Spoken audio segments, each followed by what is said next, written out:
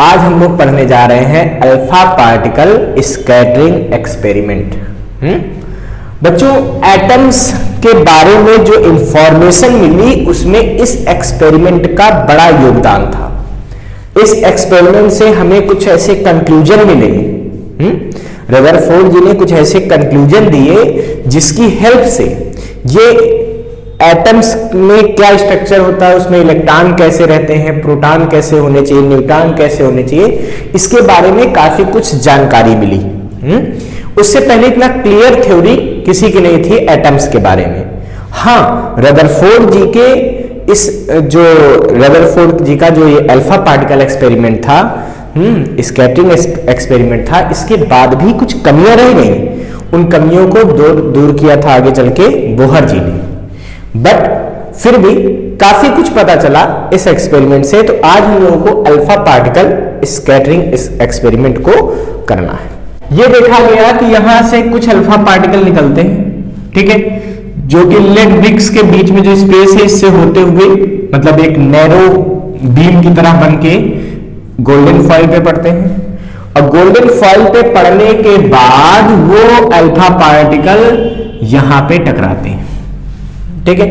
लेकिन केवल यहीं पे हमको जो है अल्फा पार्टिकल के टकराने का संकेत नहीं मिला, क्योंकि हमको पता है ना, जब ये कोई अल्फा पार्टिकल टकराएगा तो क्या होगा, फ्लैश लाइट प्रोड्यूस होगी, वो डिटेक्टर हमारा बता देगा। लेकिन ये देखा गया कि केवल यहीं पे नहीं मिल रहे हैं हमें, ये जो अल्फा पार्टिकल है ये गोल्डन फॉइल से पास होने के बाद इधर भी मिल रहे हैं, यहां भी मिल रहे हैं, यहां भी मिल रहे हैं, यहां मिल रहे हैं, अलग अलग जगह मिल रहे हैं। यहां मिल रहे हैं मान लीजिए, तो ये मान लीजिए कितना एंगल है, ये थीटा एंगल है। तो स्कैटरिंग एंगल अलग अलग होने पर देखा गया कि अल्फा पार्टिकल्स के नंबर जो है वो अलग अलग होते हैं, ठीक है।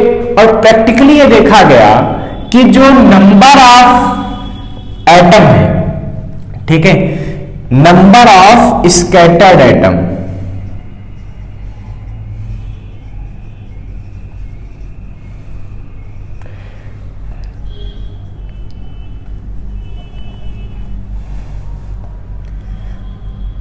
Number of scattered alpha particle,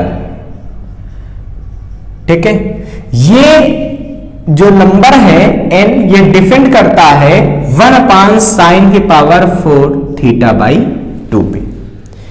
इसका मतलब ये एंगल जितना ज्यादा होता जाएगा उतना ही नंबर ऑफ एटम क्या होते जाएंगे, कम होते जाएंगे, कम होते जाएंगे, कम होते जाएंगे, ठीक है।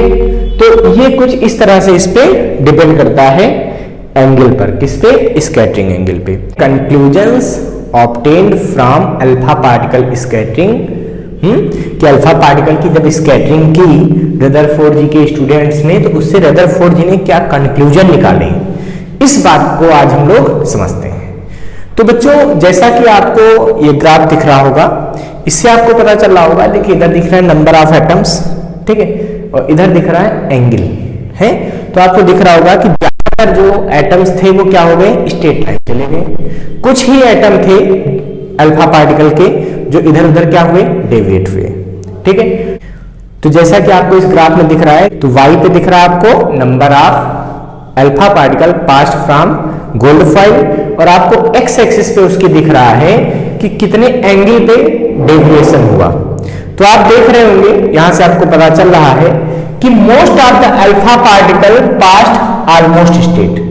ज्यादातर अल्फा पार्टिकल क्या हुए, गोल्ड फॉइल पे पड़े और ऐसे सीधे चले गए, सीधा सीधा चले गए। इसका क्या मतलब हुआ कि इनको रोकने वाला वहां कोई नहीं था।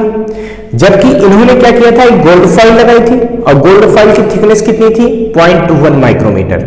इसका मतलब बहुत थिन सी शीट थी, लेकिन फिर भी ऐसा तो था ही कि हर जगह एक एटम मौजूद रहे, इतनी तो पतली थी। अब एटम तो यहां था, बट कोई अल्फा पार्टिकल जा रहा है, उसको किसी ने रोका नहीं, उसको किसी ने कोई फोर्स नहीं लगाया, वो जैसे आ रहा था सीधा चला गया। इसका क्या मतलब है, इसका मतलब ज्यादातर जो अल्फा पार्टिकल है वो सीधे चले गए, तो वो इस वजह से चले गए होंगे कि वहां हर जगह पर कुछ नहीं, कि हर जगह गोल्ड का एटम जो है, तो एटम तो है हर जगह, बट उसका ज्यादातर स्पेस क्या है, इम्पटी है, ठीक है। तो इससे पता चला ज्यादातर अल्फा पार्टिकल सीधे चले गए। इससे पता चला कि गोल्ड एटम तो पूरी प्लेट में हर जगह था, बट ज्यादातर स्पेस अभी भी क्या है, एम्प्टी है। इससे पता चला कि एटम का मोस्टली स्पेस क्या होता है, एम्प्टी होता है, यानी कि हालो होता है। तो इसीलिए इन्होंने बताया कि एटम इज मोस्टली हालो। ठीक है, ये कैसे पता चला, ये पता चला आपका कि ज्यादातर अल्फा पार्टिकल स्टेट चले गए, तो इन्होंने बताया कि हाँ भाई इसका मतलब है कि ज्यादातर एटम क्या होता है, हालो होता है। इसके बाद देखा इन्होंने कि some alpha particles are deflected at small angle. इन्होंने देखा कि 0.14% लगभग अल्फा पार्टिकल क्या होते हैं, छोटे से एंगल, कहीं 1 डिग्री 2 डिग्री 3 डिग्री इस टाइप से डिविएट होते हैं। तो इन्होंने कहा इसका मतलब ये हुआ कि ज्यादातर जगह तो एम्प्टी है, बट कुछ ऐसा स्पेस होगा जहां पे पॉजिटिव चार्ज होगा। ऐसा क्यों कहा, क्योंकि आपको पता है ना कि अल्फा पार्टिकल पे कैसा चार्ज होता है, पॉजिटिव। अब अगर अल्फा पार्टिकल ऐसे आ रहा है और ये अचानक ऐसे हो जाए, इसका क्या मतलब है, इसका मतलब किसी ने इसको यहां से कोई फोर्स दे दिया होगा, तब तो ये इधर चला गया। इसका मतलब ये हुआ कि कहीं पॉजिटिव चार्ज यहां रहा होगा जिसकी वजह से ये ऐसे बेंड हो गया। तो इससे इन्होंने कंक्लूजन ये निकाला कि जो कुछ एटम डेविएट हो रहे हैं अपने रास्ते से, मुड़ रहे हैं, ठीक है, किसी स्कैटरिंग एंगल जैसे ऐसे आ रहा था तो ये इसका स्कैटरिंग एंगल हो गया। तो इन्होंने कहा कि जो ये डेविएशन है ये ड्यू टू पॉजिटिव चार्ज हो रहा, बट डेविएशन बहुत कम हो रहा। अब पता चला 10,000 में से केवल एक अल्फा पार्टिकल इधर उधर डेविएट हुआ। इससे क्या पता चला कि बहुत कम पार्ट में पॉजिटिव चार्ज प्रेजेंट है। बस ज्यादा पॉजिटिव चार्ज होता तो हर अल्फा पार्टिकल इधर उधर डेविएट हो जाता, ऐसा नहीं हो पाया। इसका मतलब ये है कि इन्होंने बताया कि जब ज्यादातर अल्फा पार्टिकल क्या हो गए, सीधे चले गए, तो पता चला कि ज्यादातर स्पेस क्या है, हॉलो है। कुछ अल्फा पार्टिकल जो किसी एंगल पे डेविएट हुए, उससे पता चला कि जो पॉजिटिव चार्ज है वो बहुत छोटी जगह में है, it's concentrated at very small space, छोटी जगह में वो मौजूद है। फिर बच्चों इन्होंने देखा कि कुछ ऐसे भी अल्फा पार्टिकल थे जो रिटर्न बैक हो रहे थे। कुछ ऐसे अल्फा पार्टिकल थे, बहुत कम, वेरी फ्यू, मतलब ये तो बहुत ही कम थे, ठीक है, जो रिटर्न बैक हो गए। तो रिटर्न बैक होने के लिए इन्होंने क्या थ्योरी सपोज की कि जैसे कोई ये पॉजिटिव चार्ज था, कोई अल्फा पार्टिकल ऐसे आया मान लीजिए, तो ये सामने आएगा, जैसे जैसे इसके पास आएगा इसका रिपल्सन बढ़ता जाएगा, पता है ना कूलॉम्स लॉ से, तो रिपल्सन बढ़ता जाएगा तो इसकी काइनेटिक एनर्जी कम होगी, कम होते होते यहाँ जीरो होगी और फिर ये वापस आ जाएगा। तो इन्होंने माना कि जो अल्फा पार्टिकल वापस आ रहे हैं तो किसी पॉजिटिव चार्ज से क्या हो रहा है, रिपेल होके आ रहे हैं।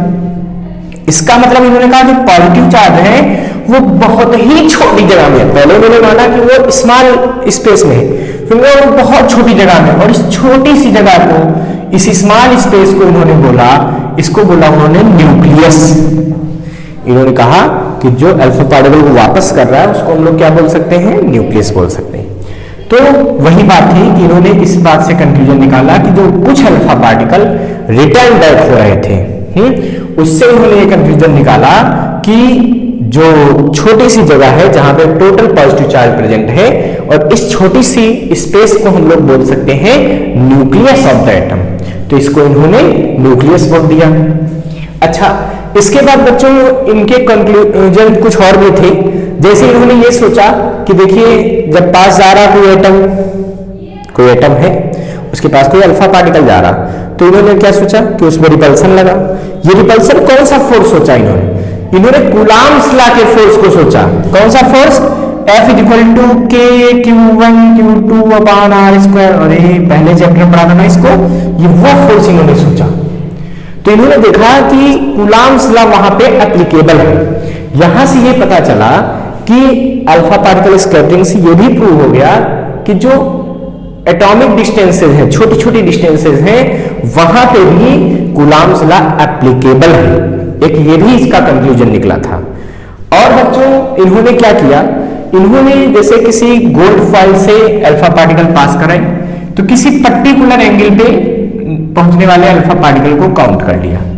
फिर इन्होंने इस गोल्ड फॉइल को चेंज करके किसी और मेटल की फॉइल लगाई, वहां से भी इन्होंने अल्फा पार्टिकल्स को काउंट कर लिया।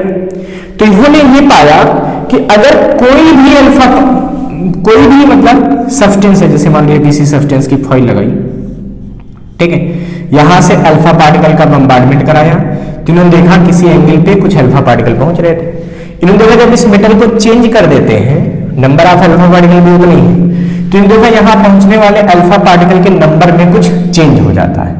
तो किसी भी पर्टिकुलर एंगल पे जहां पे इन्होंने ऑब्जर्वेशन किया, इन्होंने देखा वहां पे क्या हो रहे हैं, number of alpha particle different हो रहे हैं in the case of different foil.